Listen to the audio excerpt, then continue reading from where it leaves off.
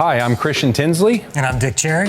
And we're here with Vanity Fair to talk to you about tattoo design. One of the things that we specialize in is creating tattoos for film and television. It sort of started back on a film called Pearl Harbor. We decided to create tattoos that looked like scratches and bruises and wounds. And so on that film, we created burns and scratches that could be applied to the actors every single day that looked the same. And from there, the company progressed into doing more graphical artwork that you've seen in XXX, Prison Break, Bullet Train, and Aquaman. We've specialized in coming up with methods of covering people's bodies with tattoos. I never knew fake tattoos would be a job. So when I was originally contacted to do this, I was floored by the fact that you could make a living doing it. I have no tattoos, but I'm a huge fan of the tattoo culture. So being able to emulate that in any way is something that I'm really excited about doing.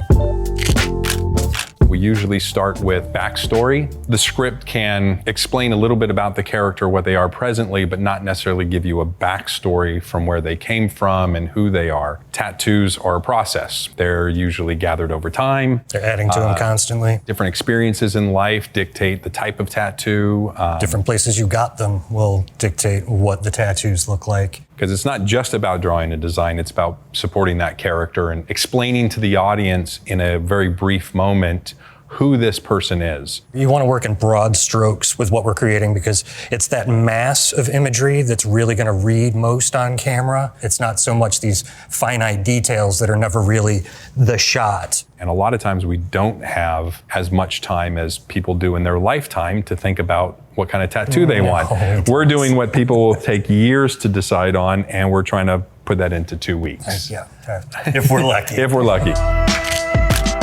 So the next phase really would be the design process. We'll start with sketches. We'll start with inspiration boards. We start with photographs of the actor. We'll do some broad stroke imagery. And that also gives us an idea on how we're going to chop up this tattoo in the long run, because we're always thinking that he's got to apply it when it comes down to it. Yeah, so it's like you've got to make this functional. You know, the best way we've described it over the years is it's taking a flat 2D image and wrapping it around a basketball. Like, how do you do that? If you're a muscular fella or woman and you've got a lot of bumps in your arms, it's going to make it difficult for that paper to start to hug that. We like soft people. Yeah, we definitely soft, shapeless doughy human beings are the best. Wonderful. And once we finalize that, we can decide on how this is going to be applied on a daily basis. We usually start that with getting the actor in and doing what we call a pattern cast, which is a 3-dimensional wrap of the actor, so we can create our 2-dimensional imagery from that, knowing that it'll wrap back around that individual's body. Of course, with technology, we've been doing a lot more scanning of actors. Love that. Behind us is Aquaman. This is Jason Momoa's body, and that becomes a lot easier for us to work with because we have the actor at our availability at all times. Exactly, and we were able to dial it in and really take the time to get it to work the way it should work. If it's applied any different than the way I've designed it, that will change where it lands on the body. So you always have to put in some kind of negative space that allows for that little gap that may change when it's applied. Let's say you have some smoke that's rising, or flames are a good one. Great one. There's space in between those flames or in between those smokes where the skin's going to come through. We call that negative space, and those are great places where we can cut without actually interfering with the image. Yeah. You know, the other thing that we talk about internally that we don't normally share is the fact that actors adjust in size and weight before a film starts. So by the time we get them, weeks, maybe even months prior to shooting, they're still going through either special diets, exercise routines, or they're gaining weight. This makes adjustments to our designs that we've already started that we have to now compensate for, usually very last minute. It does make it for a difficulty at 4 a.m. It'll when make you're us playing. twitch. We'll see it. Yeah.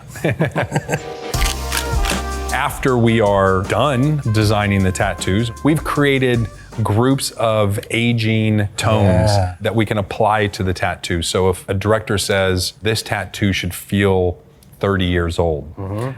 We have presets in the software that we can apply to that artwork that then gives it an aged quality. Things like the ink looks like it's bleeding a little bit more into the skin, scarring during the process of the tattooing. Love that, because tattoo ink now is so dense and it's almost impossible to get out of your skin. But if you think of Sailor Jerry era tattoo ink, that stuff broke down and changed color. My uncle had a panther that was just a blob after a while. So they take on their own life in that skin. And depending on where you got the tattoo as well, you know, if you're in prison, your ink may be a different color completely. You're not going to have just... And they're using tools that aren't as professional. They're literally using pen tips and electric razors to get the needles to go in. And I've always told Dick, it's like, I'm really good at doing those designs because I'm not as clean of an illustrator as Dick. So it's like, if it needs to look like a bad tattoo, I got this one.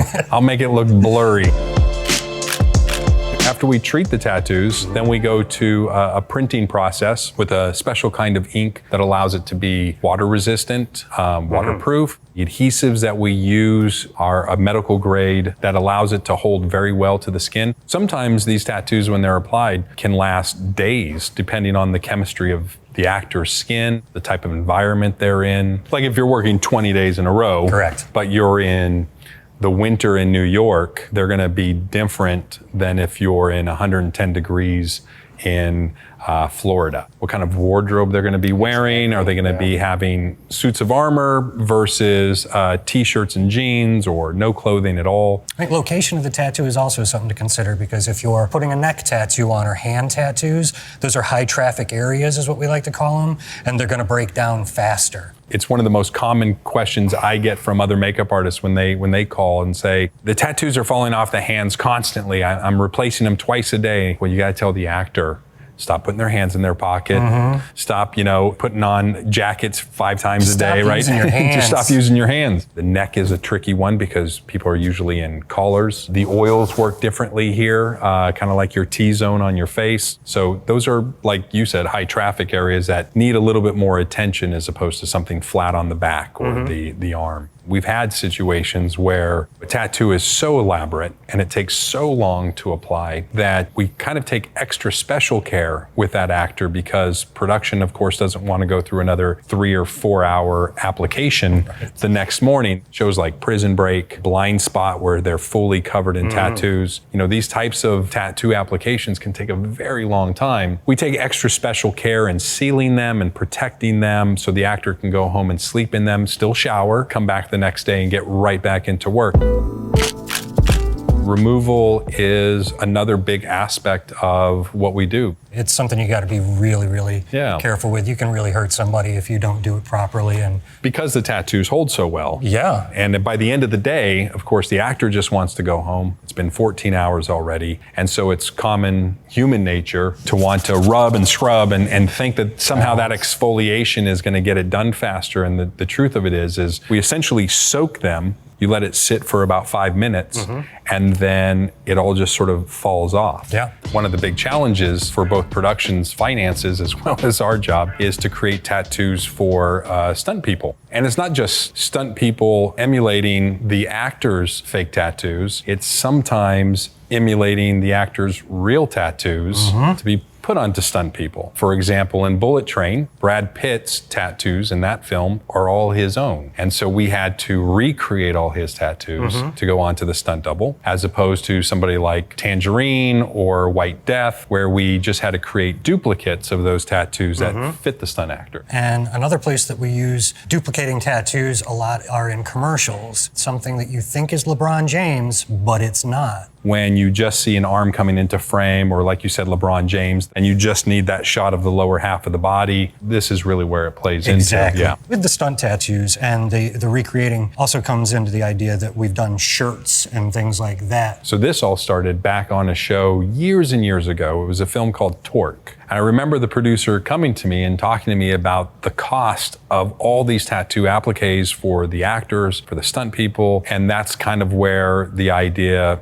came from. Well, what if we could take a mesh type material and then slipped over the body to look inherently like their own skin and the tattoos? You go from a 2-hour application to a 30-second application. It's magic. In fact, I got an example right here. So this is an Aquaman tattoo. It's much more tan than I am, but you can see when it goes on, it just represents the tattoo and the skin tone. And as we progressed over the years, we ended up doing 250 of these suits on John Carter from Mars. Yeah, an instant army of tattooed Martians. And same with Mad Max Fury Road. Oh, the War Boys. War Boys, Yeah. yes. As an example, we have a lot of tattoos over here on the wall. We have Blind Spot. We have some tattoos from Westworld. And then these red designs, those are actually scarification tattoos for Fury Road. So these would go onto the actor's body, layers of makeup and white mud would then kind of go over that. And you would have this believable 3-dimensional scarification look for a lot of the background where they didn't have to put prosthetics on every day. Part of the idea of wounds differently than graphic designs is you have to treat the tattoo more like makeup. One of the tricks with wound tattoos is to understand how color translates onto skin through transparency. So there are certain wounds that look better on different skin types. It becomes a whole trick in itself. It's an illusion. It's a magic trick, essentially. Well, what I also like about them is that you can get a wound tattoo to look raised using negative space. It creates the highlight, so the scab could look like it's butting up against something. And we can show you some examples of the tattoos. There's some scabs. So these are some of my favorites, the pimples. right. Yeah. If you have to do acne. You get some little highlights in the middle there, some of the skin irritation, even with scab, this is a little bit fresher of a scab. Another great thing that we can always do is we can create aging with these wounds. So we'll create a scab that's more fresh, and then we'll start to diminish that scab and make it look more brown and yellow as it starts to heal. Always kind of fun and fascinating. It's so funny that you mentioned not being tattooed, because that's probably one of the questions that I get asked all the time. Well, how many tattoos do you have? 0. I'm like, 0. I make them so I can put them on and dress with them if I need to, and it's kind of fun that way. Yeah, no, not doing it. Not doing it.